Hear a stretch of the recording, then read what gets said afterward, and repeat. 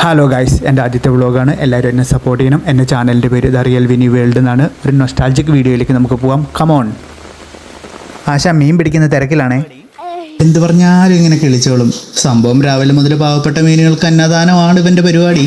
അതുകൊണ്ട് വേറൊരു പണിയില്ല.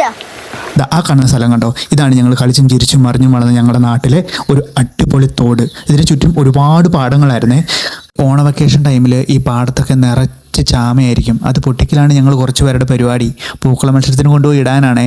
ഇപ്പോഴൊക്കെ തോപ്പും റബ്ബർ തോട്ടം ഒക്കെ വെച്ച് അതിൻ്റെ ഭംഗി അങ്ങോട്ട് കളഞ്ഞു. ഇതാ നിൽക്കുന്ന പയ്യന്മാരുണ്ടോ, നമ്മുടെ ഫ്രണ്ട്സാണ് കേട്ടോ. ചാടിക്കോ മക്കളെ, കണ്ടോ ചാടി. ഹെലിക്യാമ്പിലൂടെയൊക്കെ നോക്കിക്കഴിഞ്ഞാൽ രണ്ട് പാടത്തിന് നടക്ക കൂടെ ഒരു വഴി പോകുന്ന പോലെ ഈ തോട് നമുക്ക് കാണും. അത്രയ്ക്ക് ഭംഗിയുണ്ടായിരുന്നു ഈ തോട് ആയിരുന്നു പണ്ട്. പക്ഷെ ഇപ്പം അങ്ങനെയല്ല.